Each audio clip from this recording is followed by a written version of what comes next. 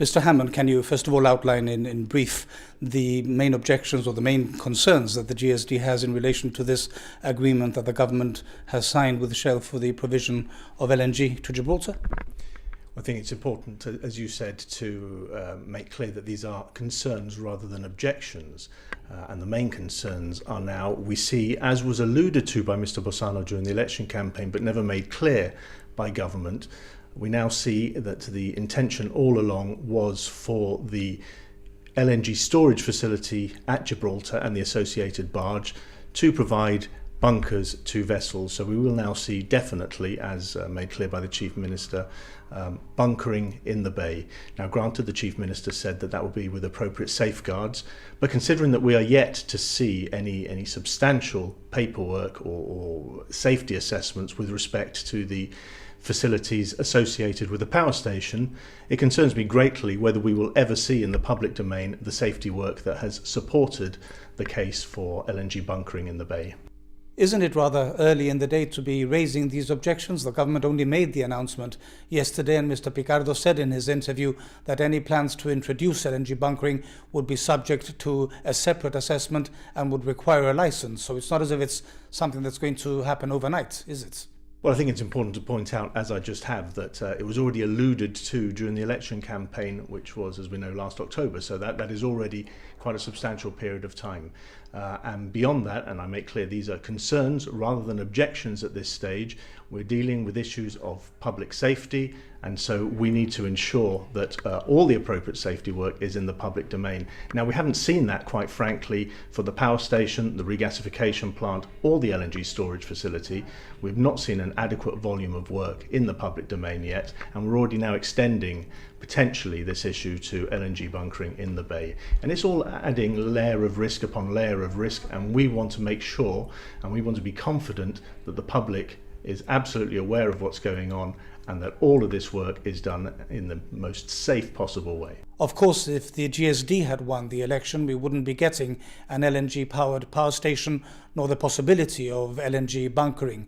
But in retrospect now, especially with the Brexit uncertainty, wasn't it a good decision in the sense that it can give Gibraltar's economy another booster, another string to its bow, if you like?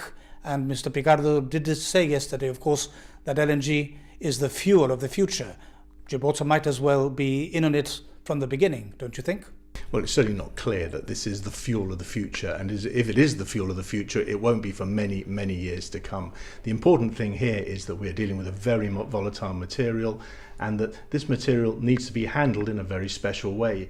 We've already seen in the storage facility that we haven't opted for the safest possible choice, which would have been tanks encased in concrete and virtually stored underground. We've gone for a more financially viable option. So already safety has been compromised to some extent there. We don't know whether that has brought us to a position where this whole project is acceptably safe. And the reason we don't know is there just is not enough information in the public domain. But what the GSD stands for in this case, as it does in the case of the economy, for instance, is prudence. We want to be absolutely sure that everything is being managed in the safest possible way. And we don't want to gamble with people's safety any more than we would gamble with the economy.